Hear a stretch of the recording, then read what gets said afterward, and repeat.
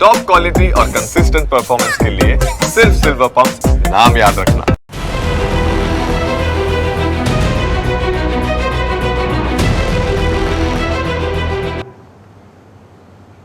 નમસ્કાર, આપ જોઈ રહ્યા છો ન્યૂઝ કેપિટલ. હું છું કુશાગ્ર.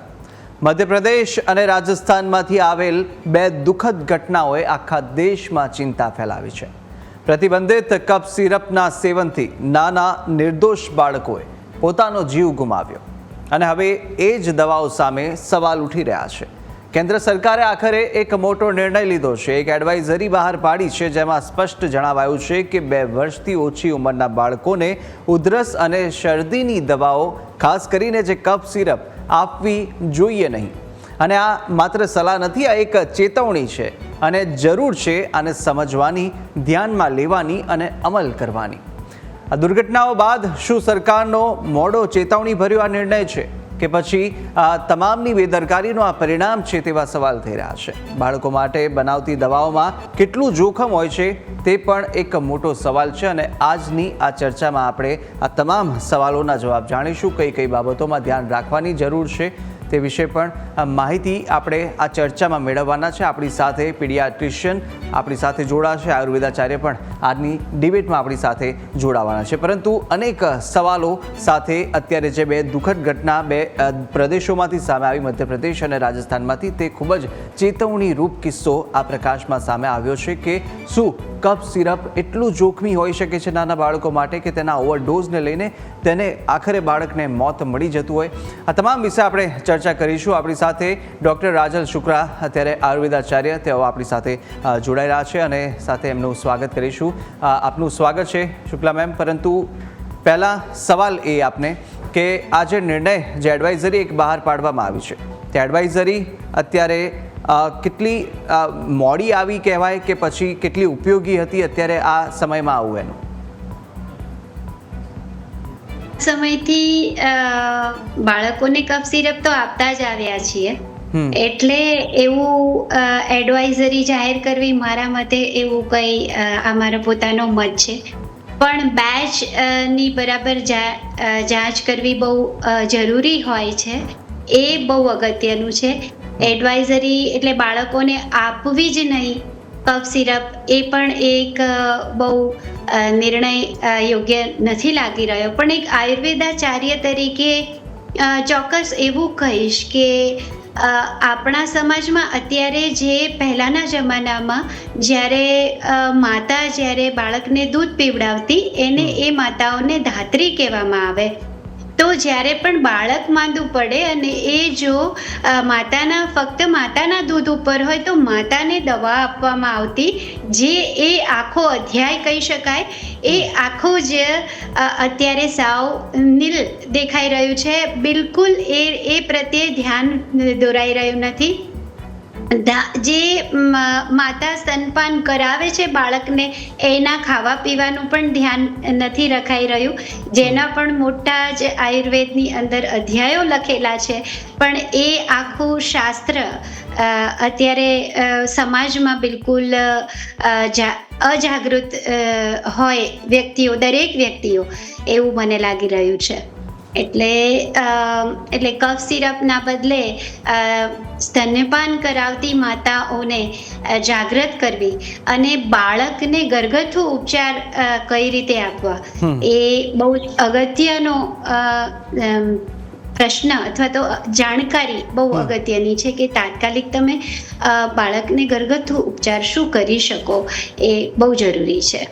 બિલકુલ બિલકુલ. અને રાજલબેન, એ પણ જાણવું છે કે આયુર્વેદની જો વાત કરી રહ્યા છે તો આયુર્વેદની અંદર નાના બાળકો માટે એવા કયા વિકલ્પો છે જુદા કે જે શરદી ઉધરસ માટે આપણે લઈ શકીએ અને જેને કારણે આ પ્રકારની જે કફ સિરપની દવાઓ છે તેનાથી તેઓ ક્યાંક અંશે આયુર્વેદિક ઉપચાર દ્વારા તેઓ રાહત મેળવી શકે? જી, એમાં પહેલા તો છે ને, તે બાળકને જ્યારે કફ થાય ને ત્યારે આયુર્વેદની અંદર શેકનું વિધાન કરવામાં આવ્યું છે. એટલે કે બાળક બહુ નાજુક હોવાથી પીઠના ભાગમાં ખાસ કરીને કપડાથી નાગરવેલના પાન એના શરીર ઉપર મૂકી અને પછી લવિંગવાળું કપડું કરી અને એનાથી શેક કરવો જોઈએ. આપણા જે દાદી અને દાદીના દાદી હતા એ આ રીતે ઘણી વખત બાળકોને શેક આપતા હતા. હજી પણ જે આંતરિયાળ ગામડાઓ છે એમાં આ પદ્ધતિ ચાલતી આવી રહી છે. બીજું કે એ વખતે તાત્કાલિક જો બાળક પી શકે એવી કન્ડિશનમાં હોય તો એને અરડુસીના રસની અંદર મધ નાખીને આપતા.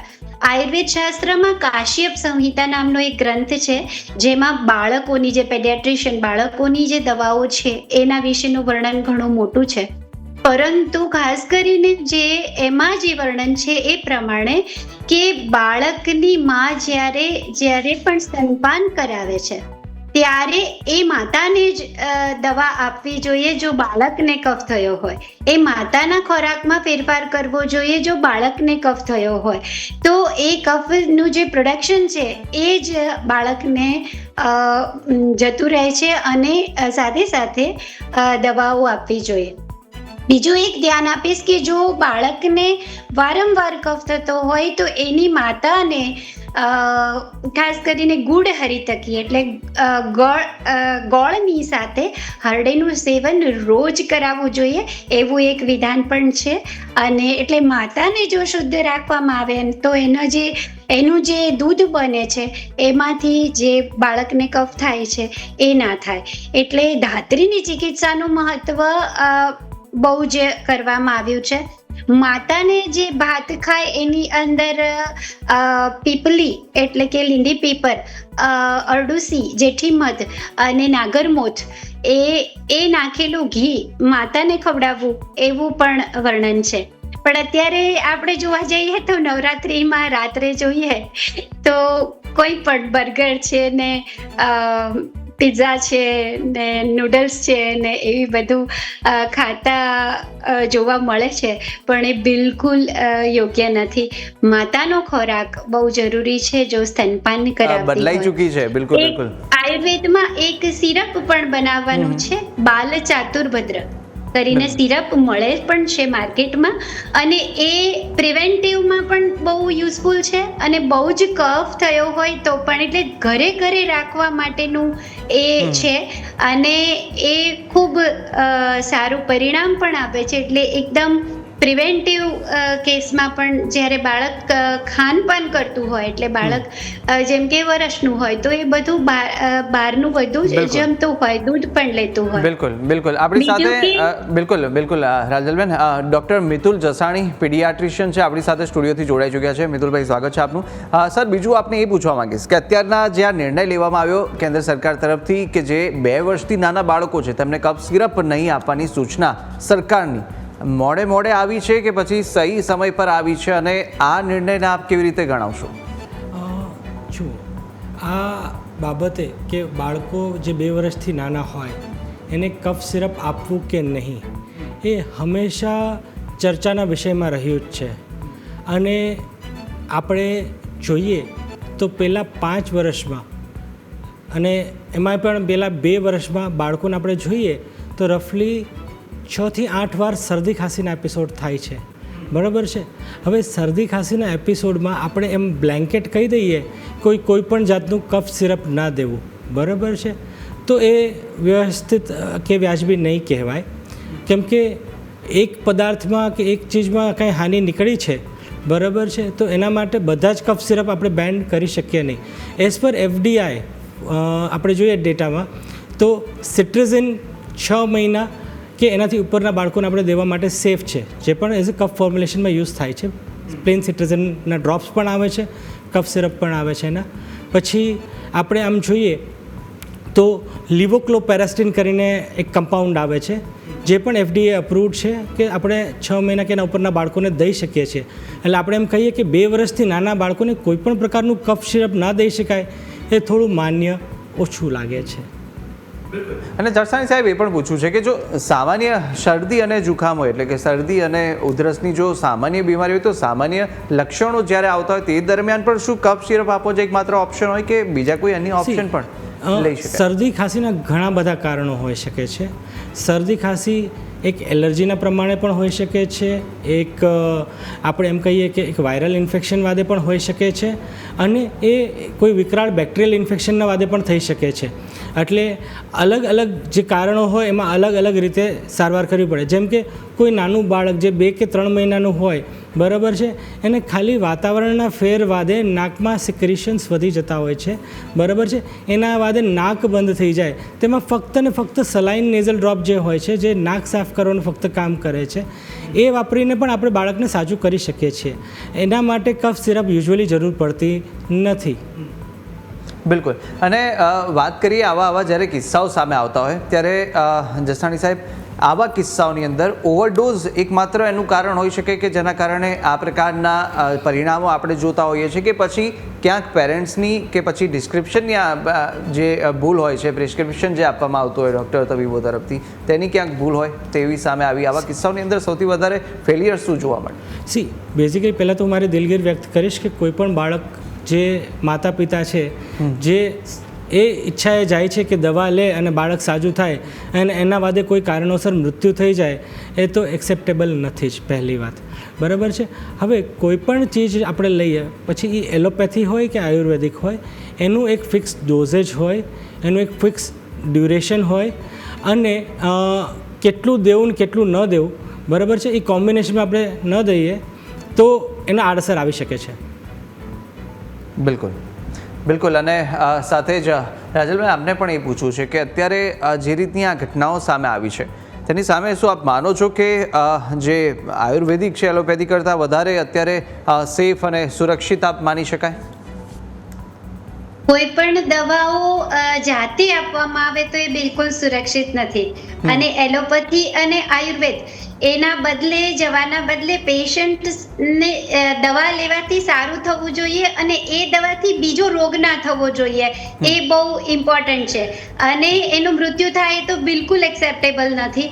પણ હું પોતે એવું માનું છું કે કોઈ પણ પથીની દવાઓ લેવામાં આવે એટલે એમાં સારું અને ખોટું નહીં, પેશન્ટના અહિત વગર પેશન્ટ સારું થવું જોઈએ અને એનું કોઈ પણ પ્રકારનું અહિત ના થવું જોઈએ. બસ એ તમારી ચોઈસ પહેલી હોવી જોઈએ.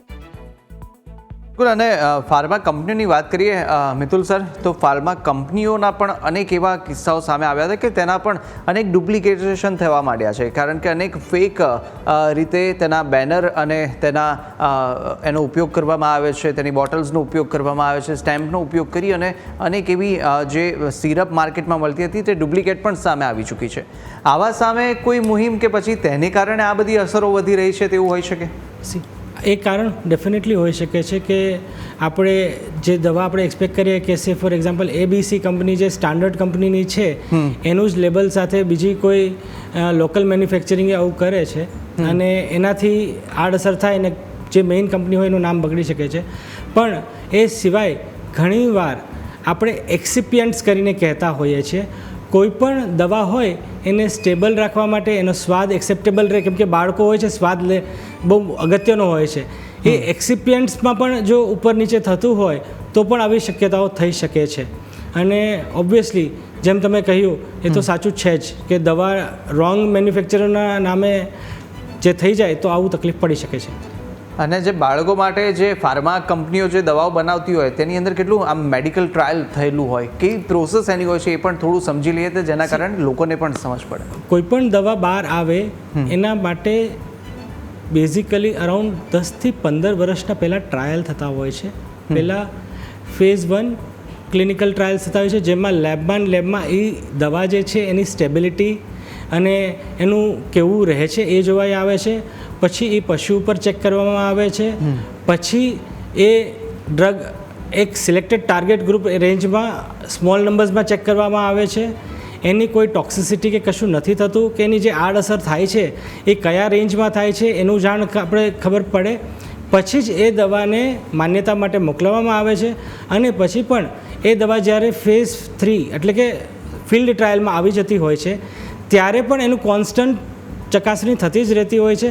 એમાં પણ કશું ઉપર આવે ત્યારે એ દવાને પણ પાછળ ખેંચવામાં આવતી હોય છે. That is how it goes. અને એક દવા તમારી પાસે આવે તેને એટલીસ્ટ 15 વર્ષ લાગે છે એ માર્કેટમાં આવતા. એ 15 વર્ષ પહેલાં નથી આવી શકતી. બિલકુલ. અને રાજલબેન, શું દરેક આપણે છે ને કોઈ પણ વાત આપણે ઘરમાં જોઈ હોય કે વડીલો હોય ઘરમાં, બા દાદા ને એ લોકો હોય તો આયુર્વેદ તરત ઉપચાર અપનાવી દે છે કે ઘરના નુસ્ખાઓ, ઘરેલું નુસ્ખાઓ તરત અપનાવો, જેના કારણે કોઈ પણ નાની છીંક, શરદી, ખાંસી આવી કોઈ પણ સમસ્યા હોય એટલે ઘરેલું નુસ્ખા અપનાવી દે. તો નાના બાળકો માટે એવા દરેક જે આયુર્વેદિક નુસ્ખાઓ છે શું તે ઉપયોગ કરવા માટે સુરક્ષિત માની શકાય દરેક બાળકો માટે, કે પછી ઘણા લોકો જે સ્ટેજ જોવી બહુ જ જરૂરી છે.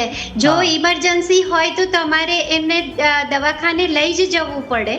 એટલે અને દરેક બાળક માટે દરેક નુસ્ખા એ અગત્યના નથી હોતા. સાવ શરૂઆતમાં કદાચ એવું થયું હોય અને દાદી એવું કહે કે હા એને શેક કરી દો, સારું લાગશે, જો એનાથી એને એકાદ દિવસ આપણે થોડું કરી શકીએ તો વાંધો નહીં.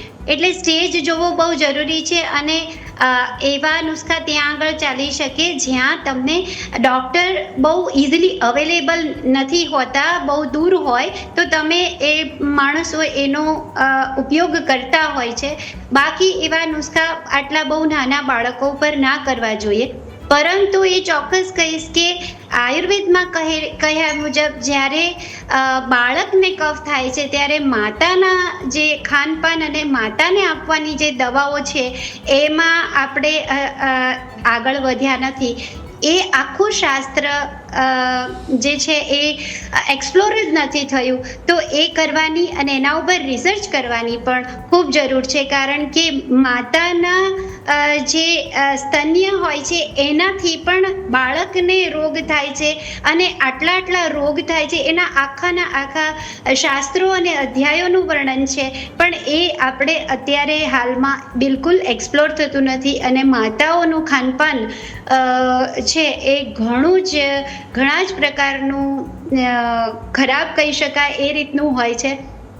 એટલે એ પણ જવાબદાર છે.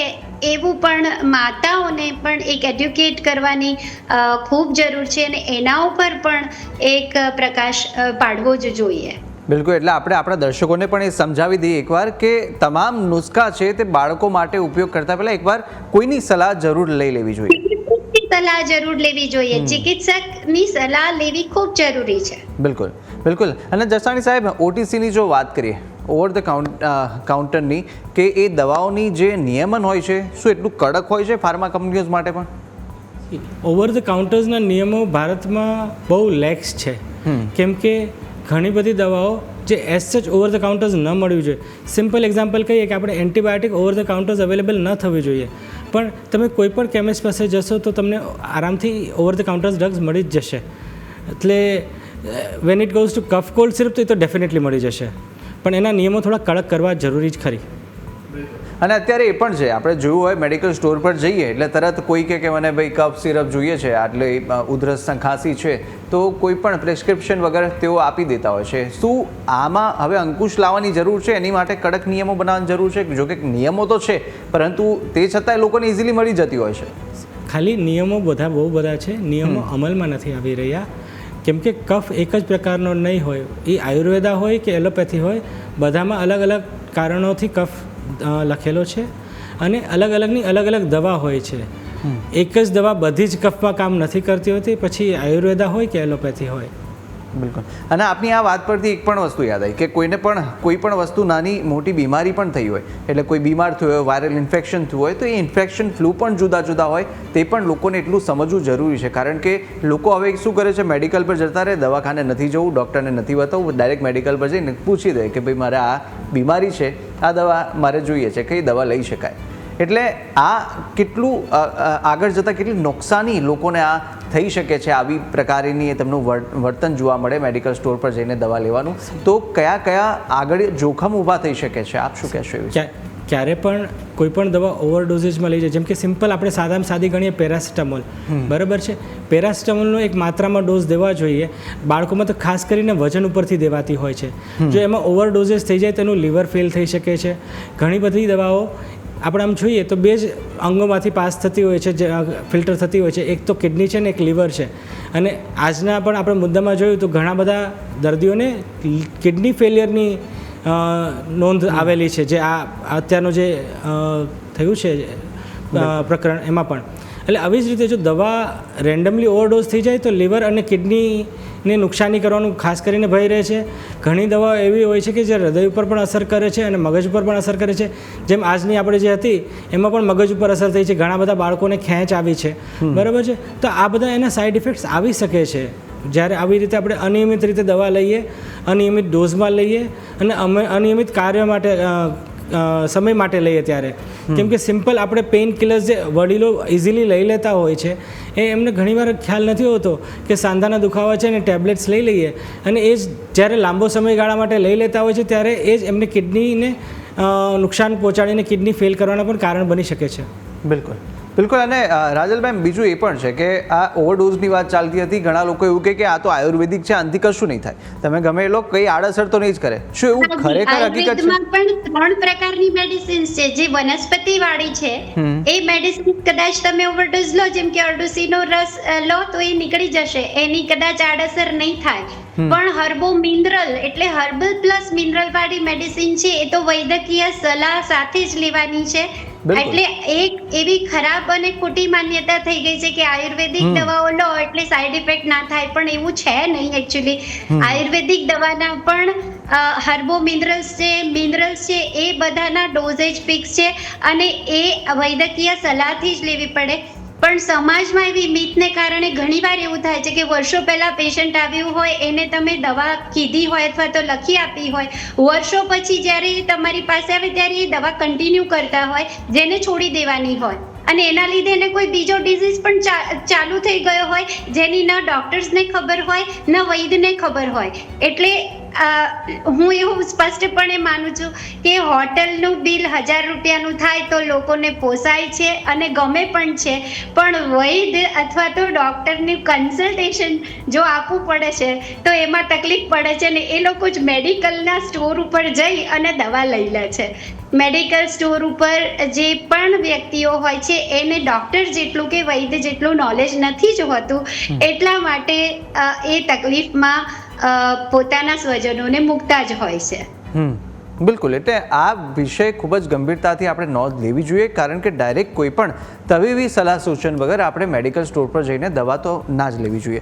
આપણે જસાણી સાહેબ, બિલકુલ, બીજું એ પણ પૂછવું છે કે અત્યારની જો વાત કરીએ, જો જે બીમારી બાળકોની હોય કે પછી મોટાની હોય, પણ આપણે અત્યારે ફોકસ બાળકો પર કરી રહ્યા છે, બાળકોની બીમારી અને તેને કારણે જે દવાઓ છે તેની આડઅસર, શું તે વધારે જોખમી હવે થઈ રહી છે બીમારી કરતાં જે દવાઓની આડઅસર હોય તે?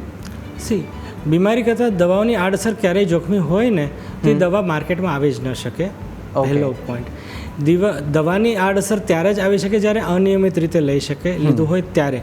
બાકી બીમારી જ હંમેશા ઉપર વખત હોય ત્યારે જ એ દવા એની બહાર આવે. બાકી દવાની આડઅસરથી જ વધારે જીવલેણ થતું હોય તેવું શક્ય નથી. હું આપણે ડેટા કહું તો રફલી આખા ભારતમાં 2024માં 381 કરોડની કફ સિરપ બોટલ વેચાયેલી છે, બરાબર છે. એક કફ સિરપની બોટલ રફલી અરાઉન્ડ આપણે એમ કરીએ ને તો 50 રૂપિયાની આવે છે. તો એ પ્રમાણે તમે આંકડો કાઉન્ટ કરી શકો છો. તો શું એટલી ડેથ આપણે કફ સિરપથી જ થઈ છે? બિલકુલ. એ જ, એટલે આવા સવાલો છે તે બધાને થઈ રહ્યા છે. એટલે આ આપણે એક મંચ આપી રહ્યા છે, પરંતુ આ સવાલ અત્યારે તમામ જે દર્શકો જોઈ રહ્યા છે તેમને પણ થઈ રહ્યા છે. અને રાજલબેન, બીજું એ પણ થઈ રહ્યું છે કે શું આપણે આયુર્વેદની અંદર પણ એવી કોઈક એક યોગ્ય માર્ગદર્શિકા છે કે જે 2 વર્ષથી નાના બાળકો માટે કઈ દવા ન લેવી જોઈએ, કઈ જુદી રીતે લેવી જોઈએ અને તેમનું ટ્રીટમેન્ટ કઈ રીતે આયુર્વેદમાં લખાયેલું છે? આયુર્વેદમાં આયુષમાં જે પાસિંગ કરાવે છે ફાર્મસી, એ ફાર્મસીના પણ નિયમો હોય છે. દરેક સિરપના સ્ટેબિલિટી ટેસ્ટ પણ થાય છે, એની પીએચ પણ થાય છે, એટલે એના પણ લેબોરેટરી હોવી બહુ જરૂરી છે અને એના પણ ટેસ્ટિંગ થાય છે. અને એમાં પણ બાળકોના જે કફ સિરપ છે એના ઉપર કિડ્સ લખી અને એના પણ ટેસ્ટિંગ બધા એડવાઇઝરી થયેલી છે અને એને આયુષમાં પાસિંગ લેવું જ પડે છે. અને એ પણ ઘણું અઘરું થઈ ગયું છે. બહુ વર્ષો પહેલા કદાચ એમાં નહીં હોય એવું, પણ હાલ તો એ અઘરું છે. તમારે કોઈ પણ દવા માર્કેટમાં મૂકવી હોય તો એના ઘણા બધા પેરામીટર્સના મોટા લિસ્ટ છે અને એ તમારે ફોલો કરવા જ પડે છે. બિલકુલ. અને જસાણી સાહેબ, જે પેરેન્ટ્સ હોય ઘરમાં, એ બાળકોને દવા આપતી સમયે કઈ કઈ બાબતોમાં સવિશેષ ખાસ ધ્યાન આપવાની જરૂર છે તે પણ આપ દર્શકોને જણાવશો. પહેલામાં પહેલું કે જે પણ દવા લીધેલી હોય એ આયુર્વેદિક હોય કે એલોપેથી હોય, એમના ડૉક્ટર જે હોય, જે આયુર્વેદિક ચિકિત્સક છે, કાં તો એમના પ્રિસ્ક્રિપ્શન હેઠળ લીધેલી હોવી જોઈએ અથવા એલોપેથીના ડૉક્ટરના પ્રિસ્ક્રિપ્શન હેઠળ લીધેલી હોવી જોઈએ. એમના ડૉક્ટરે જે એમને સલાહ આપી છે એ પ્રમાણે એ ડોઝમાં એ રીતે દવા લેવી જોઈએ. જ્યારે એ રીતે એ ડોઝમાં નથી લેવાતી ત્યારે જ આવી બધી તકલીફો ઊભી થાય છે. અને ખાસ કરીને ધ્યાન એ રાખવાનું હોય છે કે આપણે લાસ્ટ ટાઈમ શરદી ખાંસી થઈ હતી અને આયુર્વેદિક મેડમ પાસે ગયા હતા અને મેડમે ત્યારે આ દવા લખેલી હતી, આ વખતે પણ આપણે એ જ ચાલુ કરી લેવી એ હિતાવત નથી. કે એ જ એલોપેથી ડૉક્ટરે લાસ્ટ ટાઈમ જે લખેલી હતી એ જ દવા આપણે પાછી પ્રયત્ન કરી લઈએ એ હિતાવત નથી. જે આપણે સામાન્ય ભાગમાં જોવામાં આવે છે કે પહેલાં 2-3 દિવસ જે ઘરે પડેલી જે પણ શરદી ખાંસીની દવા, તાવની દવા, એન્ટીબાયોટિક આપણે પ્રયત્ન કરી લઈએ, પછી ન થાય તો જઈએ. એ જે આપણું માનસિકતા જે ડેવલપ થયેલી છે એ ખોટી થયેલી છે. એનું ખાસ કરીને માતા પિતાએ ધ્યાન રાખવું જોઈએ. સેકન્ડ થિંગ, કોઈ પણ દવા છે એ આયુર્વેદિક છે કે એલોપેથી છે, એની પર ખાસ કરીને મેન્શન કરેલું હોય છે કે કેને કયા ટેમ્પરેચર ઉપર રાખવાનું છે, કેને સનલાઇટથી એક્સપોઝ કરવાથી બચાવવાનું છે, કે કેને બોક્સમાં રાખવાની છે. તો એની લાઈફ સ્ટાઈલ એટલી ને એટલી રહે છે જેટલી એની એક્સપાયરી ડેટ ઉપર લખેલી છે. જ્યારે તમે બોટલ ખુલ્લી રાખી દો, સન એક્સપોઝ થઈ જાય કે ટેમ્પરેચર રેગ્યુલેશનમાં ન રહે તો એ જ દવા એની ઇફેક્ટ નથી કરતી અને ક્યારેક આડઅસર કરી દેતી હોય છે. એનું ખાસ કરીને ધ્યાન રાખવું જોઈએ માતા પિતાએ. બિલકુલ. અને બીજું આપને રાજલબેન એ પૂછવા માંગીશ કે જે નાની ઉંમરથી જ આયુર્વેદના ઉપચારો શરૂ કરી દે અને આયુર્વેદ લાંબા ગાળે કેટલું ફાયદાકારક તેમના માટે સાબિત થઈ શકે, એ પણ ટૂંકમાં આપનો જવાબ. નાની ઉંમરથી આયુર્વેદના ઉપચારો લેવાથી એક વસ્તુ 100% નોટિસ કરી છે કે પછી જ્યારે એલોપેથીના ક્યારેક ડોઝ લેવા પડે છે તો બહુ જ લોઅર ડોઝમાં પણ એ લોકોને બહુ જ સારી ઇફેક્ટ થતી જોવા મળે છે.